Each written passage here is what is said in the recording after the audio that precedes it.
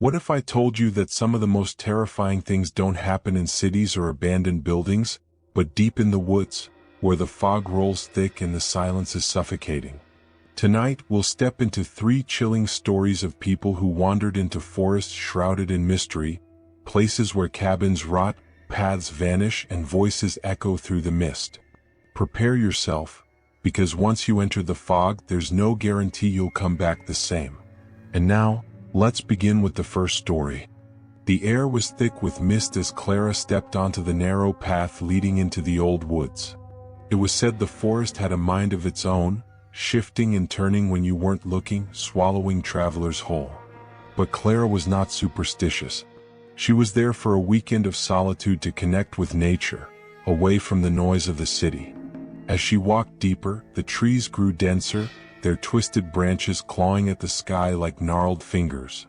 A chill settled in her bones, but she pressed on, determined to reach a small clearing she had heard about. With each step, the sunlight seemed to fade, shadows stretching and pulling at her perception of time. She came to a clearing, its center dominated by a gnarled old tree. The bark cracked like old leather and something about it drew her in. Kneeling beside it, she noticed what seemed to be markings, symbols carved into the wood, symbols that looked both familiar and distant. Clara traced a finger along one, feeling a shiver run up her spine as it pulsed beneath her touch, as if alive. Suddenly she heard a rustling. The sound was distant, but echoed louder, and she turned, scanning the tree line for movement. A low, whispering voice filled the air, beckoning her with soft, melodic tones. Join us, it sang rhythmically like a lullaby. Her heart raced, fear gnawed at her thoughts, pushing her instincts to flee. But curiosity anchored her feet to the ground. The whispers grew more insistent. Stay with us, they called, gently promising warmth, a sense of belonging. She stepped back, the fog thickening around her, weaving in and out of her vision. Shadows danced, shifting, and through them, glowing eyes emerged, dozens of them staring and blinking in unison as if they had been waiting for her. Clara's mind raced, her logical thoughts battling against a primal urge drawing her closer. The tree loomed ominously, and she could almost feel its hunger, an insatiable craving. Stay, the voice whispered, wrapping around her like silk, binding her with unseen threads. As she fell to her knees, captivated, the shadows swirled closer. Only then did she notice their forms, twisted figures made of bark and stone, merging with the mist. They reached for her, but not with hands. They extended tendrils of smoke that coiled around her wrists like shackles, tugging her toward the tree. She gasped, struggling to resist. The markings on the tree pulsed aggressively now, the whispers rising to a cacophony. Join us, Clara, become one of us. Panic surged through her as she fought against their grasp, her arms straining as they pulled. With an adrenaline-fueled scream, Clara broke free and raced back down the path, her chest heaving, the whispers trailing off into angry hisses behind her. But beyond the clearing, the forest felt different. The path twisted underfoot, the trees closing in as if mocking her escape. Clara's heart pounded as she ran headlong, but no matter how fast she ran, the trees merely shifted, confounding her sense of direction, leading her deeper rather than closer to freedom. As night fell, the mist thickened into a shroud, smothering her with darkness. Desperation clawed at her throat. She could hear them, those whispers, calling her name softly now, laced with a familiar intimacy, weaving into her mind, planting seeds of doubt. Clara, you belong with us, it insisted in a voice she swore she recognized. You can't escape. Then, through the disorienting fog, she caught sight of something bright, a flickering light. Something in her soul stirred with hope as she sprinted towards it, but as she burst through the brush, she froze. It was the clearing again, with that old tree, its branches forming twisted hands reaching out, welcoming her back. The pulse of the tree slowed, and the forest fell silent, allowing a deep, suffocating peace to envelop her. The shadows encircled her once more, and she felt a heaviness in her heart, a creeping acceptance. "Join us," they sang, now in perfect harmony. For in the darkness of that ancient woods, Clara wasn't fleeing but returning, the pulse of the tree syncing with her own. As her thoughts faded, the last remnants of her identity slipping away, a voice as soft as morning mist whispered, "Welcome home. Our journey through the woods isn't over yet. Ahead lies a lonely cabin, hidden beneath the trees, holding secrets no one was meant to uncover. Let's step inside." In the heart of a fog-shrouded forest, there existed a dilapidated cabin, long abandoned and shunned by the locals. Whispers danced through the trees, tales of a presence that lingered in the stillness. No one dared to visit, despite the pull of curiosity that lay heavy in the air. One autumn evening, compelled by an insatiable need to confront his fears, a young man named Derek decided to explore the forsaken cabin.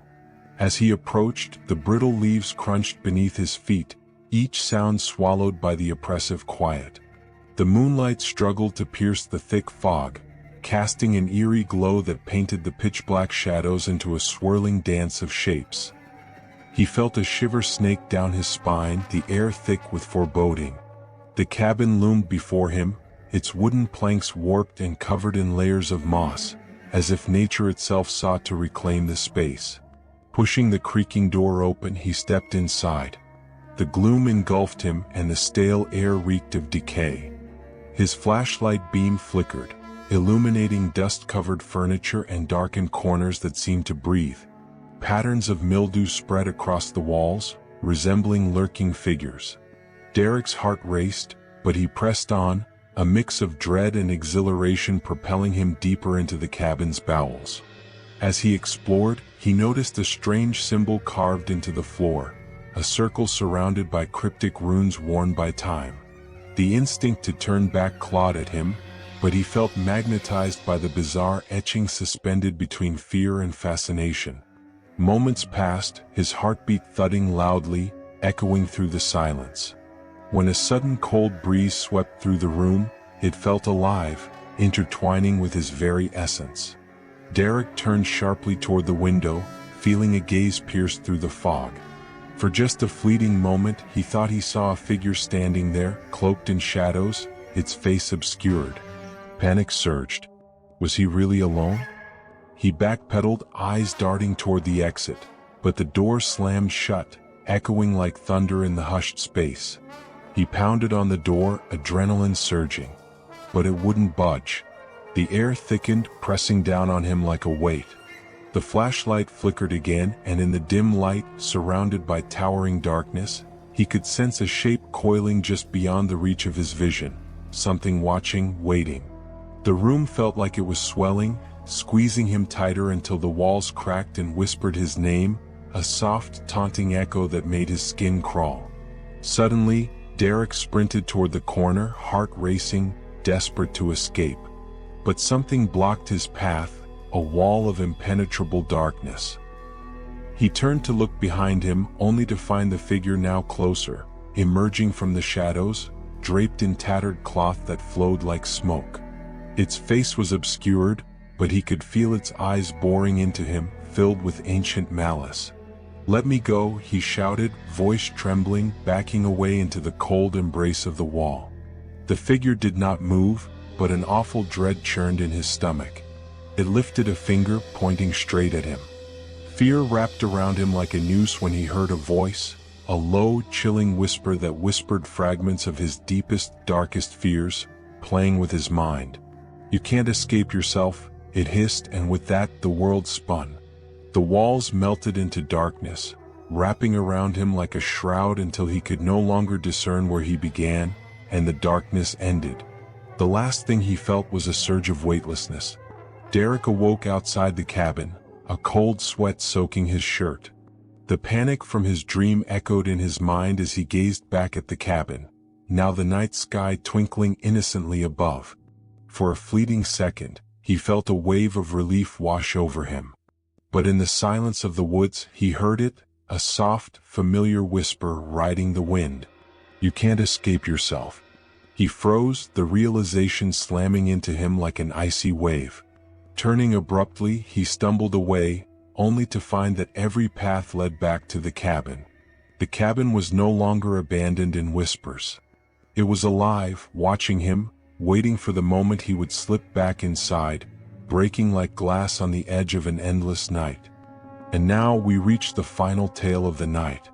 A fog thicker than shadows, a forest older than memory, and whispers that seem to come from nowhere. This last story may linger with you long after it ends. In thick from the woods, wrapping the small town of Eldridge in a suffocating shroud.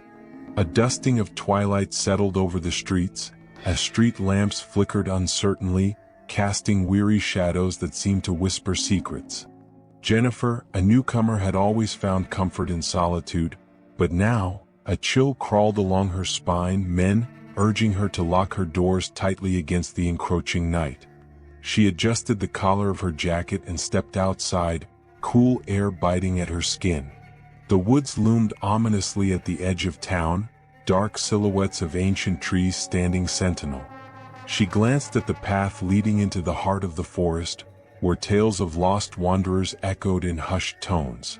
Eldridge was steeped in ghost stories, each family having their own tale of tragedy and despair, but Jennifer dismissed them as mere folklore.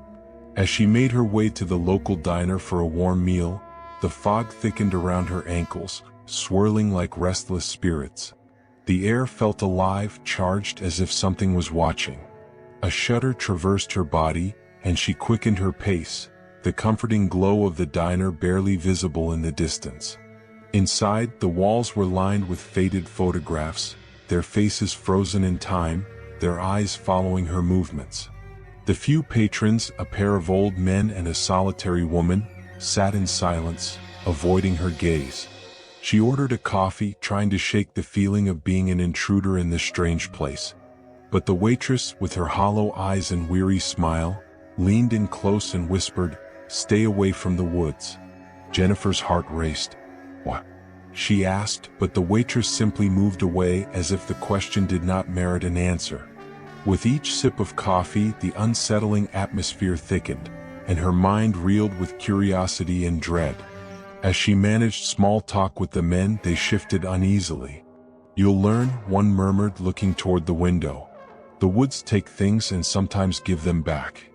He let the implication hang heavy in the air before turning back to the table. Defiance sparked within her. "I'm not afraid," she declared, rising to leave. The old men exchanged knowing glances, but she brushed past them, the cold grip of fog trailing behind her. As she approached the edge of the woods, a small storm of apprehension clutched at her chest. The treetops swayed gently, almost beckoning her in, whispers swirling like the fog around her. Just a peek, she told herself, stepping onto the path. Each step deeper into the woods felt like an unraveling thread, her heartbeat echoing against the silence. Then a low rustling came from her left. She spun around, but there was nothing but darkness. Pressing on, a strange sound emerged from within the trees, a melodic humming that seemed to call to her. She followed it, each footfall feeling heavier, as if the ground itself resisted her intrusion. The air shifted, and for a fleeting moment she glimpsed a figure, pale, almost ethereal, dancing just beyond the reach of the fog. Its movements were fluid, hypnotic, drawing her closer. "Is someone there?" she shouted, her voice swallowed by the thickening mist. The humming stopped abruptly, replaced by silence so profound it felt alive. Panic surged in her throat, and she spun back the way she came. But the path was gone. The trees, towering and gnarled, twisted into shapes that loomed over her, stretching and shifting as if they were alive. A chill spread through her. What was it they had said in the diner? The woods take things. As the fog twisted and coiled around her ankles, the whispers returned, now filled with laughter, echoes of those who had wandered in before her. She stumbled, heart racing, and met the gaze of the woman from the diner, her eyes now hollow and devoid of light, as she stood upon the very path that had led Jennifer astray. "I told you," the figure said, lips curling into an unsettling smile. "Welcome back." Jennifer's scream was swallowed by the woods, and the fog rolled in thick once more, leaving nothing but rustling leaves behind. The town of Eldridge continued its quiet existence, blissfully unaware of another soul lost to the fog. The forest is never truly empty. It watches, it waits, and sometimes it answers back. These stories remind us that the fog hides more than just trees. It hides secrets best left undisturbed. If these tales unsettled you, there are many more locked away in the Shadow Vault. Subscribe and ring the notification bell, because the next descent into darkness is already on its way.